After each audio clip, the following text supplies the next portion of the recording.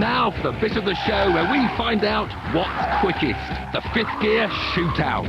In our last series of shootouts, we saw BMW Z4 squeeze past Porsche's Boxster. Nissan's 350Z trounced Audi's most powerful TT.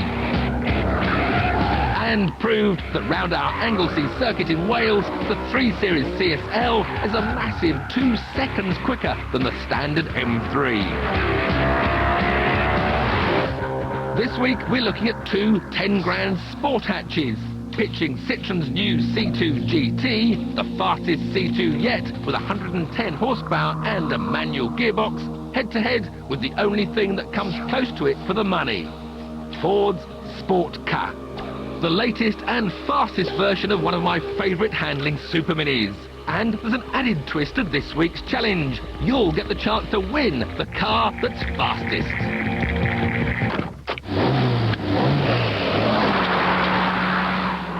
First up is the Ford, a car that's always cried out for a bit more power.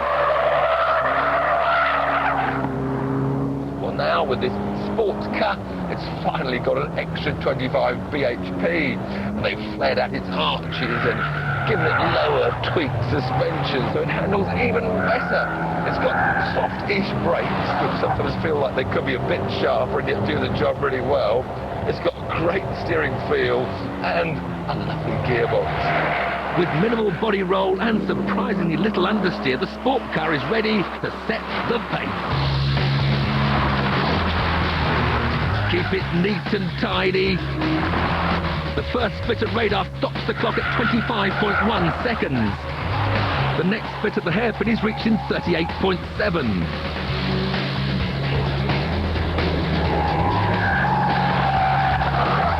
With a final lap time of 57 seconds. So, how will the new C2 GT compare with Ford's superb little sport car?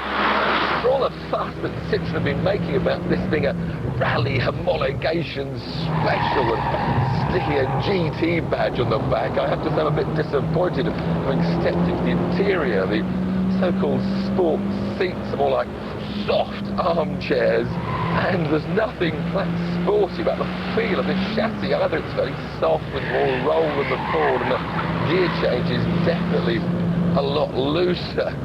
But one thing that isn't looser are the brakes. Whilst the Fords might have been a bit soft, the Citroens are sharp, to say the least. In fact, it's very difficult to modulate to get that right bit of feel. And worst of all, if you brake too hard, the brake assist comes in and not only suddenly lurches the car to a much slower speed, but at the same time sticks the hazard lights on. But it does have an extra 15 horsepower, so will that be enough to overcome the nimble Ford? Only the time will tell.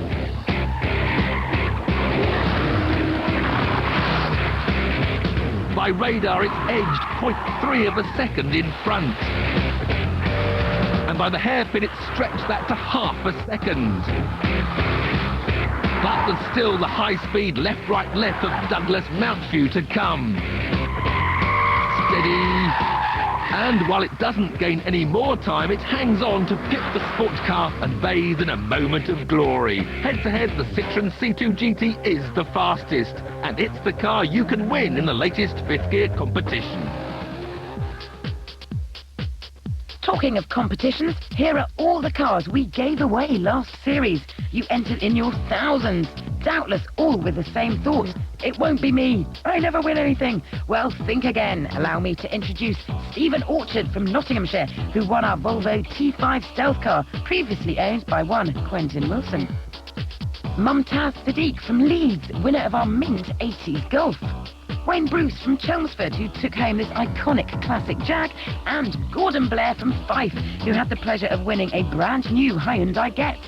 These lucky people never thought they'd win either, and look at them now, proud car owners living the dream. But it doesn't stop there. We showed them how to get the best from their new toy. We gave them a taste of the paparazzi lifestyle. And this guy even got to choose his own colour. And it only cost £1 British to enter. £1 for all this. We've got a host of competitions planned for this series, and you too could be driving off into the sunset in your very own fifth gear pride. Now, isn't that worth shouting about? And those competitions start right now. Be in with a chance of winning this week's Shootout Champion, the Citroën C2 GT. All you have to do is answer this simple question. Our shootout circuit is in Anglesey, but where is Anglesey? Is it off the coast of Wales, South America, or Australia? Call this number to enter, or this one if you want to text us using the word gear along with A, B, or C. And we'll show this lot again at the end of the programme. Lines close at midday on Monday the 12th of April, and you can also enter via our website. We've decided to find out what happens when an old car meets a new car. We want to find out what a top 5-star safety rating means for the people in here. And the people in here. It's a simple test. It's a fascinating test. But it's never been done for television before. We've chosen Renault Espaces because the new one is the real school swat. Of all today's 5-star cars, NCAP rate the Espace as the safest. In fact, they say it's the safest car they've ever tested. This typical 9-year-old Espace was a good performer in its day, and it's just the sort of thing you see full of families all the time. But exactly how much has the new car moved things on?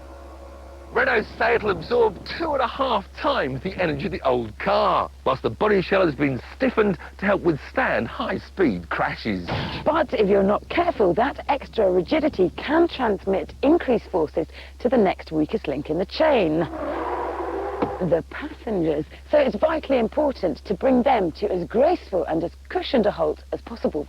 Whilst the old car only had 1 airbag, the new one has 8, with the front 2 deploying at varying pressures depending upon the severity of the impact and the weight of the passengers.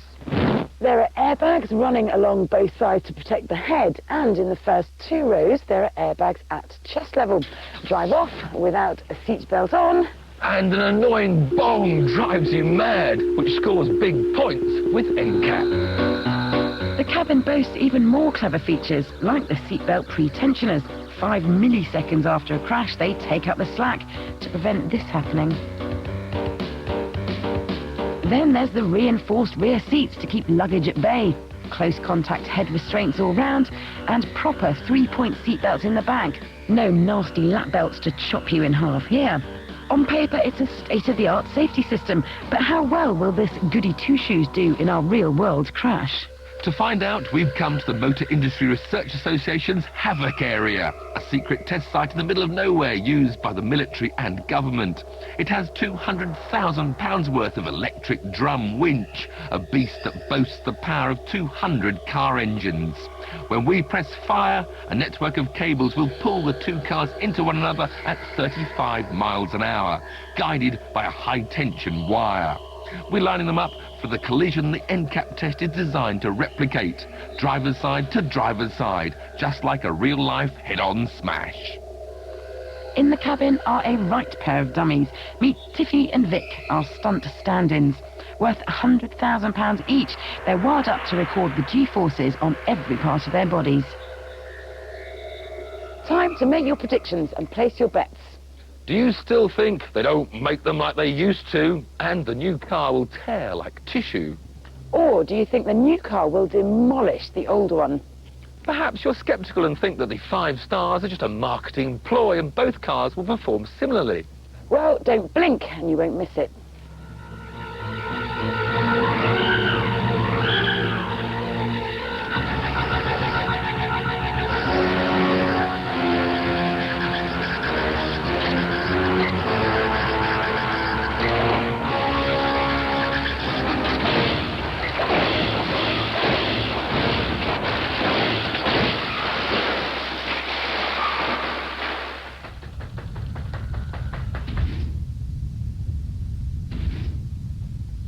To help make sense of the wreckage, we've recruited Crash Engineering Research Chief Richard Morris.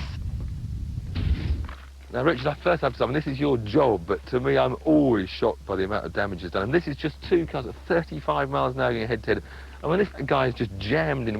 There's no way we can get the door open or anything. No, I don't think on this particular test that there'll be any reasons to get the driver out, because I think he would be dead. We've had a catastrophic failure of the occupant cabin. It's just total overload there, and again, the sill, another major structural part, and that's all just completely disintegrated. The area where his feet were is now roughly where the wheel is, so no, I don't think that would be survivable.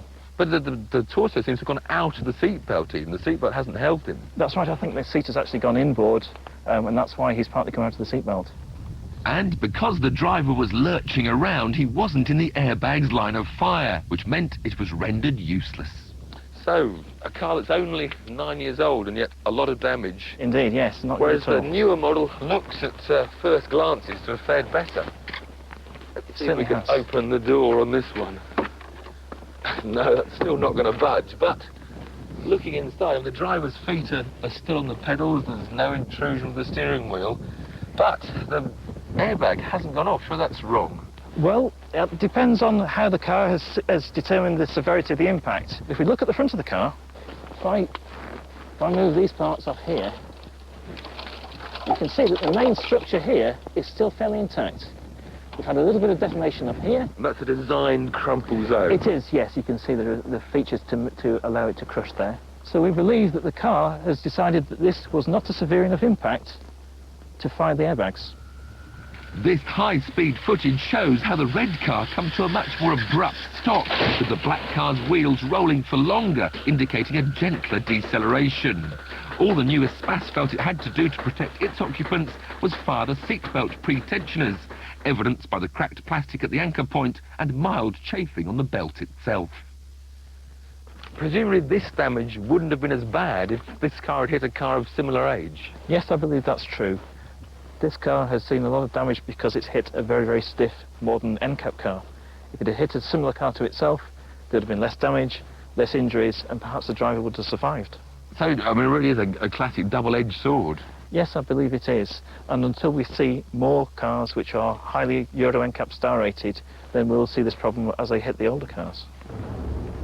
Everybody in the new Espace would have walked away, as might, this time, the passengers in the old Espace. But the data shows their driver would have taken the brunt of the force, up to 84 G at the chest. That could mean massive internal hemorrhaging.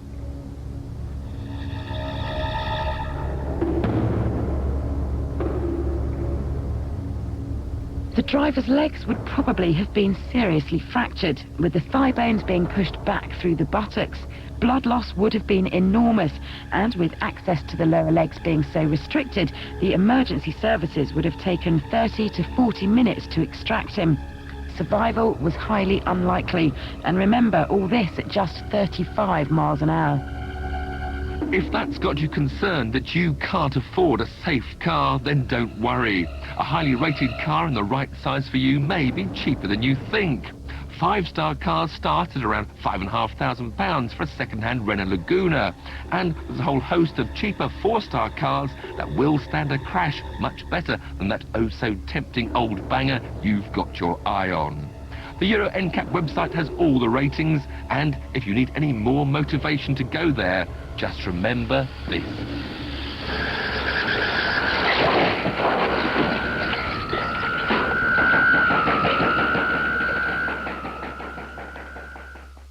Next week, Adrian's trying the new Audi A6. Vicky's enjoying the best of Geneva. I'm challenging a helicopter in a Porsche GT3. And Michael Schumacher's racing a Eurofighter. See you then.